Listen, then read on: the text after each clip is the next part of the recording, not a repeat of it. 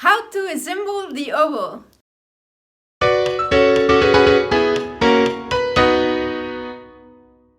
Hi everyone, how are you? Welcome one more day to the YouTube channel. I'm Nuria Cabezas and today I've prepared a video in which you can learn how to assemble the oboe. We will learn it following a few simple steps in order to avoid damage in the mechanism. Parts of the instrument. The body of the oboe is a conical tube that consists of three sections: the upper body, the lower body, and the bell. The diameter of the opening through which we introduce the double reed is approximately 0.47 centimeters and 1.58 centimeters at the beginning of the bell. The bells can have different shapes and final diameters depending on the constructor and the requirements of the player. The length of the oboe, including the reeds, is approximately 65 centimeters. Hydration of the corks. Both the upper body and the lower body have a spike covered with cork to facilitate the union between them.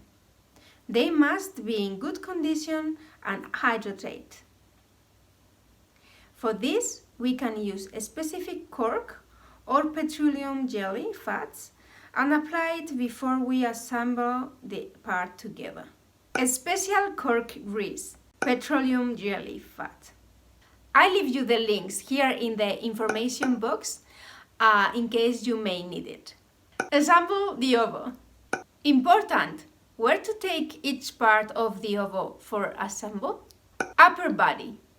We support the upper part of the oboe on the palm of the left hand. We stretch the thumb and close the keys B, A, and G with the index, middle, and ring fingers. We will avoid making force on the mechanism and keys that stand out. Lower body. We take the lower body with the right hand. With the thumb, we will close the B and C slippers. As with the upper body, avoid applying pressure that could damage the mechanism or the keys standing out from the body. Step 1. When joining the upper part with the lower part, we introduce the upper part slightly turned to the left and place it turning a quarter of a turn.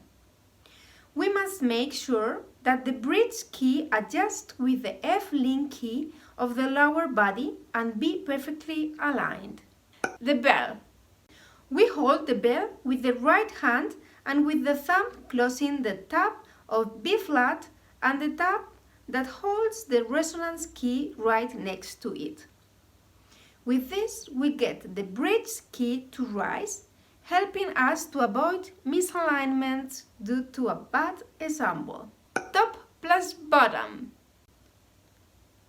We take the union of the upper part plus the lower part with the left hand.